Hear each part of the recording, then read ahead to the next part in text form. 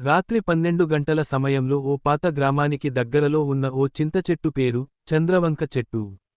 గ్రామంలో ప్రతి ఒక్కరూ ఈ చెట్టును దూరంగా ఉంచుతారు. ఎందుకంటే ఈ చెట్టు దగ్గర రాత్రి వెళ్తే ఎవరూ తిరిగి రావడం లేదని చెబుతారు.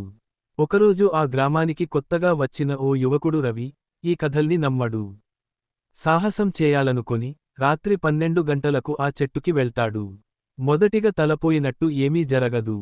కానీ కొద్ది క్షణాల్లో చుట్టూ చీకటి వీస్తూ భయంకరమైన నవ్వు వినిపిస్తుంది. ఆ చెట్టు దగ్గర ఓ యువతి ఆత్మ ఉంటుంది. ఆమె పేరు శిల్ప. ఓసారి ఆమెను గ్రామస్థులు మోసగించి చంపడంతో ఆమె ఆత్మ అక్కడనే శపించి ఉంది. ఎవరైనా ఆ చెట్టును అగౌరవంగా చూసినా ఆమె ఆత్మ వారిని వదలదు.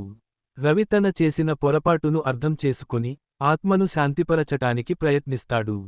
చివరికి అతను ఆమెకు న్యాయం చేస్తాడు. ఆమె కుటుంబానికి సత్యం చెబుతాడు. అప్పుడు ఆ ఆత్మ శాంతించి చెట్టులో నుండి నిష్క్రమిస్తుంది. కాని చివర్లో ఓ ట్విస్ట్. రవి తిరిగి గ్రామానికి వచ్చాక అతని కంటిలో అలానే చీకటి మెరుపు కనిపిస్తుంది. ఏమైంది? శిల్ప ఆత్మ మరల ఎవరిలోనైనా ప్రవేశించినదా?